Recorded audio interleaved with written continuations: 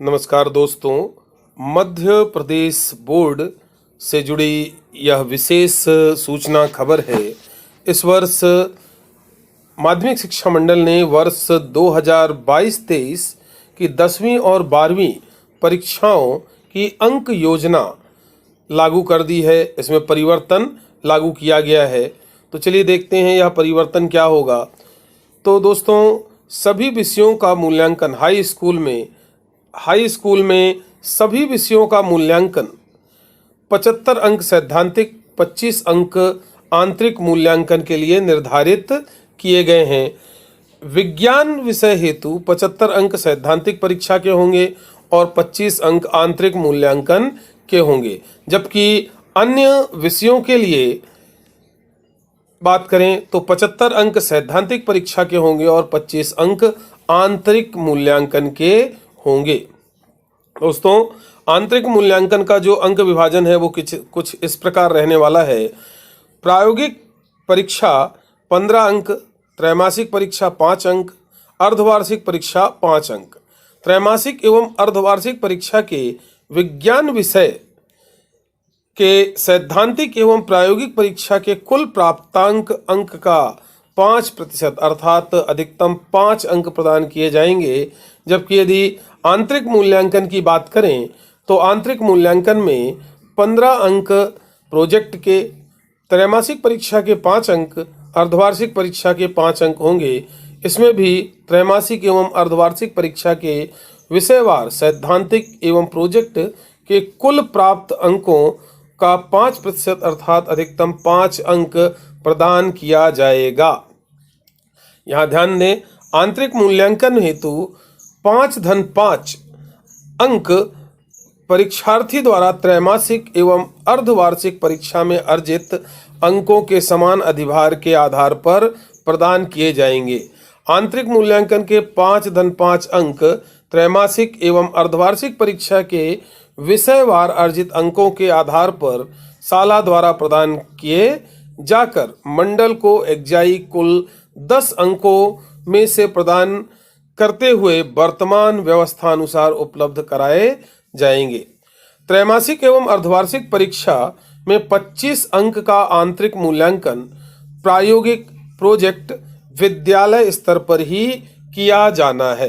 दोस्तों, high school के स्वाध्यायी छात्रों के लिए विज्ञान विषय में 75 अंक सैद्धांतिक परीक्षा के एवं 25 अंक प्रायोगिक परीक्षा हेतु निर्धारित होंगे तथा विज्ञान विषय को छोड़कर अन्य विषयों में 75 अंक का प्रश्न पत्र बनाया जाकर मूल्यांकन 100 अंकों से किया जाएगा।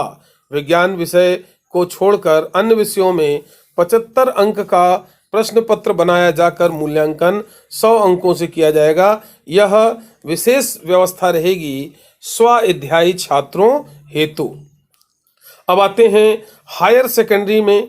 तो हायर सेकेंडरी में दोस्तों, कक्षा 12वीं में हायर सेकेंडरी में नियमित स्वाध्यायी का जो मूल्यांकन व्यवस्था है वो पूर्व सत्र 2021-22 के अनुसार ही रहेगी, अर्थात इसकी मूल्यांकन व्यवस्था में कोई भी परिवर्तन नहीं किया गया है।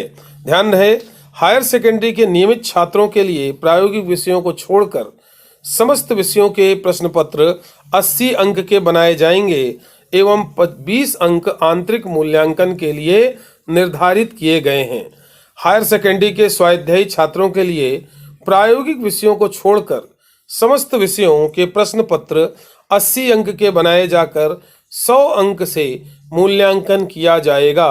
स्वाध्यायी छात्रों के लिए आंतरिक मूल्यांकन का प्रावधान नहीं होगा।